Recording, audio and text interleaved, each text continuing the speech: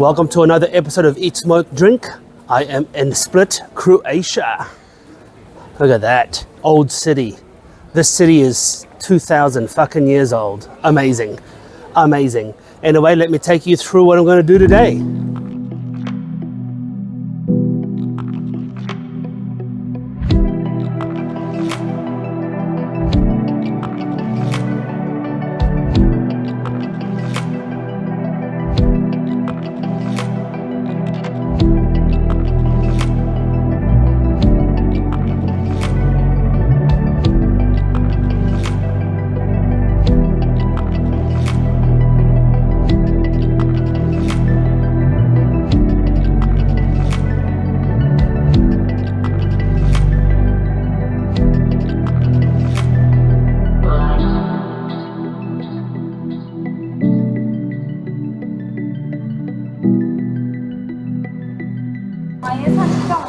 So I'm going to take you to the waterfront.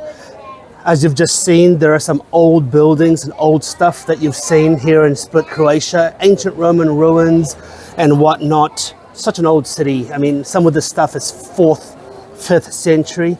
And you're looking ahead there. This is a gelato place called Emiliana. I have been there so much. I've been here about a week and a half, maybe 2 weeks. I've been to this gelato place so much that the owner personally thanked me for eating so much fucking gelato. Okay, the best gelato that we've had. We've tried almost every gelato place actually in this town. I think we've tried about 7 different places, and still this is the best place. I'm going to link it because it is the best gelato place that we've tried, and I'm not even getting paid. I'm paying them to eat gelato. Anyway, I'm going to smoke by the water today, so I'm going to take you through, and I'll see you soon. So before we start smoking, before we start drinking, I'm actually just going to walk through the alleyways of Split. I mean, this city is so friggin' old, man. It's so old. Some of the Game of Thrones scenes were actually filmed here. So I'm just going to show you, but look at these cool, quaint alleyways. It's just unbelievable. Like, look at that. It's kind of like traveling back in time. It's like traveling back in time, but not having to deal with the feces and urine and black death. It's like traveling back in time. Look at this. It's insanity. And I'm telling you now, like, I didn't expect to love Split as much as I do, but I can't believe how awesome it is. You know, it's a little expensive, the food and the drinks, but as a vibe of the city itself, it is absolutely phenomenal. The vibe, the feel of the city, honestly, it's just so bloody cool, so bloody cool. So I've never been to this little alleyway before. I might just go there and see what happens. Oh, well, there you go. You can't really get lost here, I suppose. You know, you just walk around and you end up somewhere that serves beer or coffee. You know, it's pretty self-explanatory, but yeah. Look at that.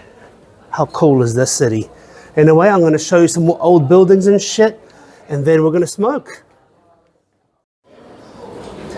So amidst all of that those ruins, you actually go under the tunnel, okay, underneath this big cathedral, this big museum piece, and you walk through this tunnel, right?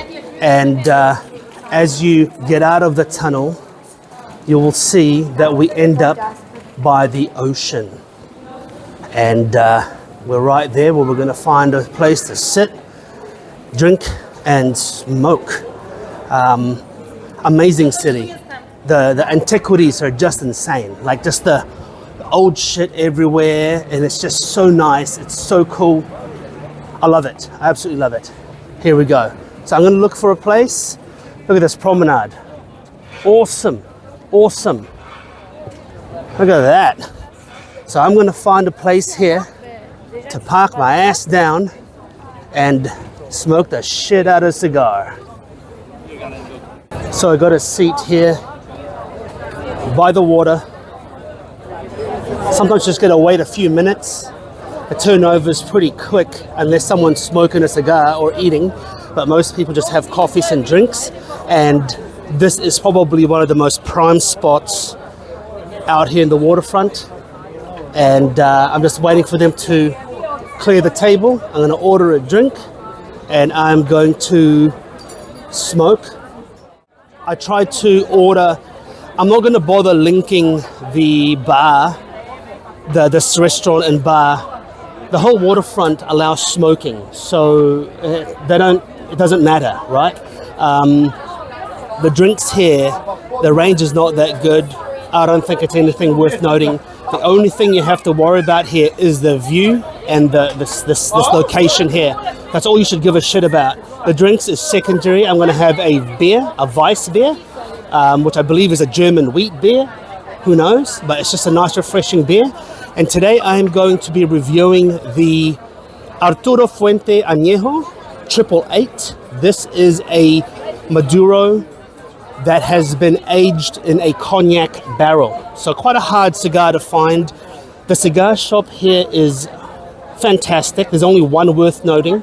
There's another one by the gelato shop, but their cigars are in a shit place for the humidor is just pretty shit. It's not worth noting. So I'm going to link the location of the Havana shop, which also ironically sells non-Habano cigars. Okay, so that's the only one here worth noting. I'm not going to bother taking you on a tour because, look, there's only one. It's a small shop, accessories, and a humidor. But they have pretty good selections of Plasencia, Fuente, Oliva, Cubans, Cohibas, and all of that. But anyway, I'll take you through once I've lit. I've always got this thing where I say I've never had a bad Fuente, and I absolutely mean it. Arturo Fuentes is like the most unbelievable line of cigars, in my opinion. Every single one, never plugged, never faulty, never shite.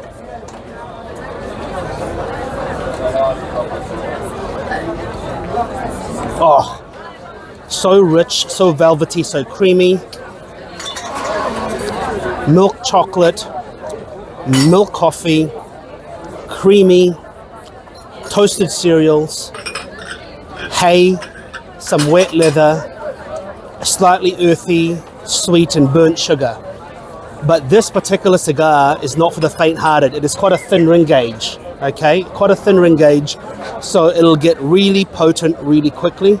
It's got a pungence to it. It's got a pungence of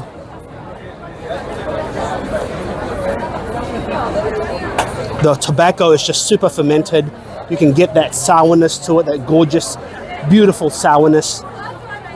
The cognac barrel aging, I'm not sure what that actually does. I mean, I can't taste cognac per se, but I can say that there is no harshness in this smoke right now, and I'm only at the tip of this as well. So I will visit you when I'm almost halfway done. Look, I'm going to enjoy this cigar, and I'm going to give you my final verdict. But anyway, thank you for joining me in Split.